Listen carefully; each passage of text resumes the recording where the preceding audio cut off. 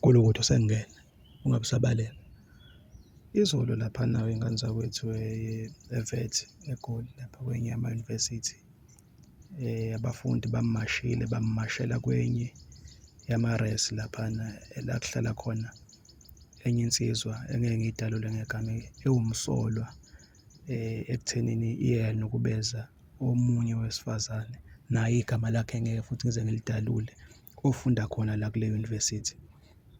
Kubikakala ukuthi lo wesifazane bekuwumuntu ongazuthi bekuwunyaka wakhe wokuqala engenile e-university. Okwesibili, kuyavela ukuthi engazuthi bekuwumuntu obesayitshitshi, umuntu obeyigcinile.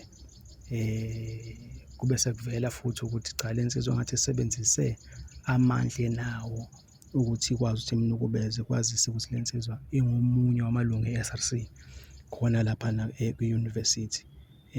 Eminye imibiko evelayo-ke sizwa besho bathi engazuthi bekuyinto angaqali ukuyenza lo mbhemu. Cha, sifuna ukusho ukuthi iy'ngane zakwethu, isenzo sale nsizwa sibi kakhulu, asihambisani naso singamadoda. Akuyona into esiyigqugqumezelayo le ukuthi abantu besifazane bahlukumezeke, ngoba vele la ezweni lethu sinayo inkinga vele yokuhlukumezwa kwesimame ney'ngane.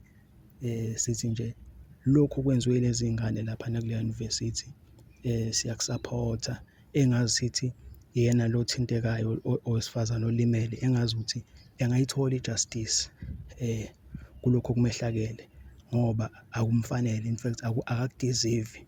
So simi naye sithi siyabonga kwintsha, siyabonga kwiy'ngane laphana e-university yase-Wits. Ayilalanga lezi ngane izolo ebusuku zimasha ziyokhulumela, zilwela uzakwabo. So ngiyanxenxa konke amadoda ukuthi asibavikele abesimame ney'ngane, vele bazosihlupha, vele bazokwenza abakwenzayo, kodwa-ke kufaneke sazi ukuthi la bantu laba ukukhuseleka kwabo nokuvikeleka kwabo kulele kuthina.